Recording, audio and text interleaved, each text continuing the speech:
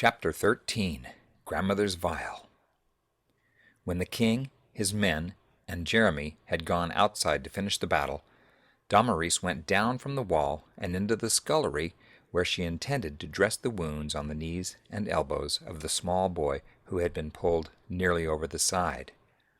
He had scraped his knees badly as he struggled against the pull of the turp on his rope. His elbows were even worse after the rope snapped, thanks to Minnikin, and he fell backward onto the rough stone. But little Bernie was not upset about it at all. He knew that these scrapes and bruises were far less painful than a dive from the top of the castle wall would have been. Damaris was hurrying because both she and Bernie wanted to return to the wall and see how things were going. She knew that victory was in their hands, but she was still concerned for the king and Jeremy, who had gone outside to pursue the Terps. Just then the scullery door flew open. There stood the tall, thin, black-robed figure that she thought she had seen dead on the floor of the tunnel. "Blackguard!" Damaris' voice rasped. "Yes," he croaked, laughing hoarsely. The horror of his evil presence became stifling to the children. Fixing his penetrating gaze on them, he declared, "That fool of a king, your father, had victory in his hand, but I will not lose. You will come with me back to Eringland." Damaris' heart almost stopped beating when she realized Blackguard's intent, King Pernicious' promise of his daughter in marriage to... Before either of the children could answer, shouts of victory rang through the castle. Jeremy came bouncing back into the castle. The other children rejoined him. Running into the scullery, he shouted for his sister. Seeing Blackguard, he stopped dead in his tracks. Neither he nor any of the others could believe what they were seeing. At first sight of Jeremy, Blackguard grimaced in disgust.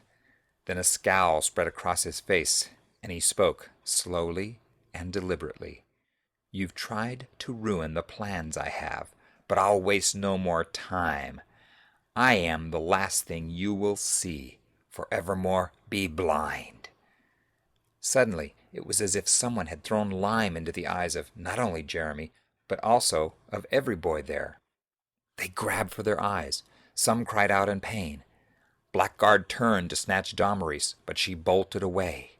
Laughing hideously, Blackguard pursued her, backing her into a corner. She looked frantically about her for some kind of weapon, but she could see nothing with which to protect herself. She looked around for Jeremy, wondering if somehow he might help her, but he was groping around the room with his hands in front of him, unable to see a thing. Blackguard walked slowly toward her, taunting her. But then she remembered the vial in her pocket.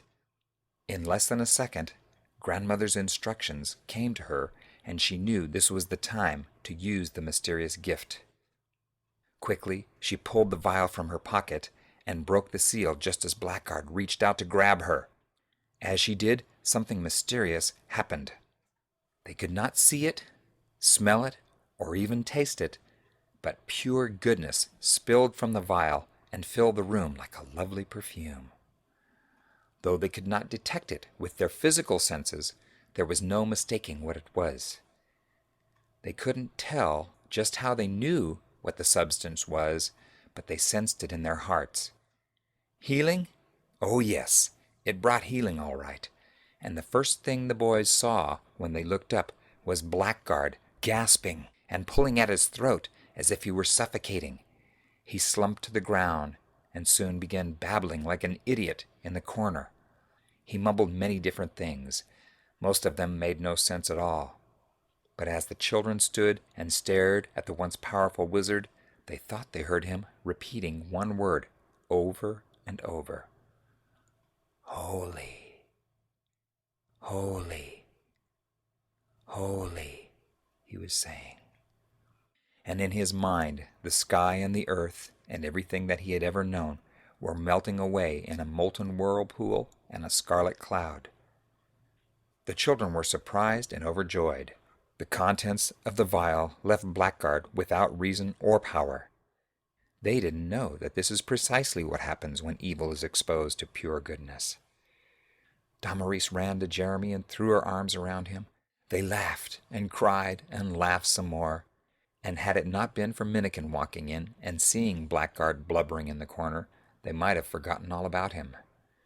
Jeremy told Minnikin what had happened, and together they took the withering wizard to King Isidore, who bound him in chains and sent him to the dungeon. The rest of the afternoon was spent burying Terp bodies. The prisoners did most of the work, but both soldiers and children spent time searching for those who might be merely injured. Those they found were taken to the castle and cared for by the king's people. By evening the work was done. Food in abundance had been found in what was left of Pernicious' camp, and a great feast was prepared that evening. The children were all bathed and dressed. Damaris was in charge of that, and she tended to some of the little ones herself. The king showed her a wardrobe containing white garments, large and small.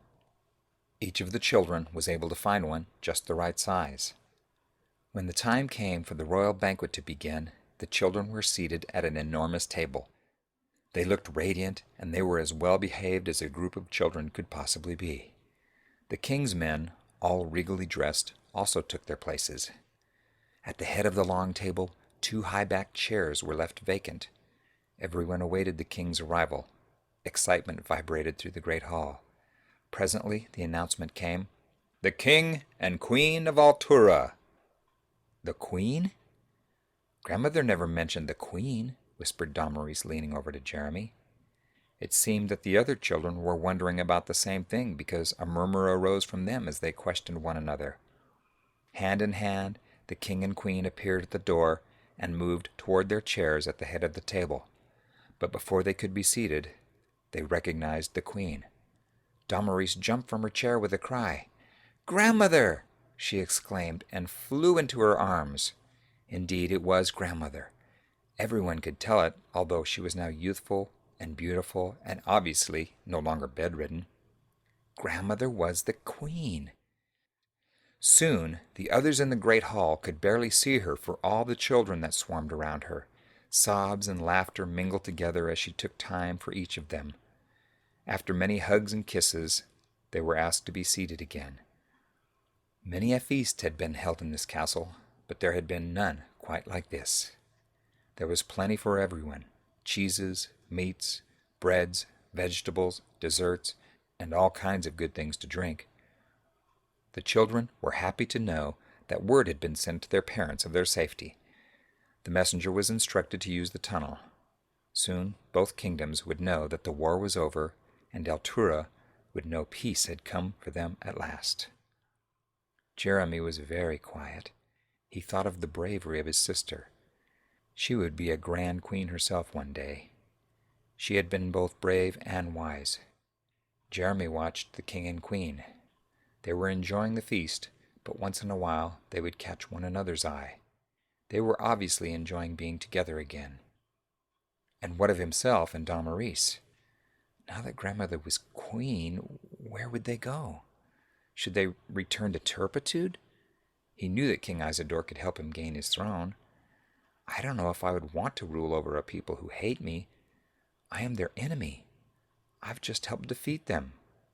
No, surely that is no place for me, Jeremy's thoughts concluded. The animals had been invited to stay for the celebration, and each had been thanked several times for his help, but only Rune and Plucky had chosen to stay. The farm animals had chores to tend to, Rune explained, and a long trip back to their farms. The forest animals felt rather out of place and uncomfortable around humans, so they went back to the woods. Rune, being a very wise horse, knew that it would seem odd for people to eat with a horse, and, though he was honored, he humbly chose to feast instead with the horses in the king's stables. Plucky, on the other hand, felt right at home with people now and talked freely with everyone. He especially liked Judd, though, and spent most of the evening perched on Judd's shoulder, chattering in his ear. Most of the table conversation was about the king and queen, how she had gone away years before when the trouble with turpitude first began. No one had known where she had gone or why. Now they knew that she had gone to prepare an army that would do for love what no one else would do out of duty. When everyone was finished feasting, and they were all more than satisfied, the king arose. Immediately, all eyes were on him. "The war is finally over," he said. "The Queen and I are both grateful for your love and loyalty.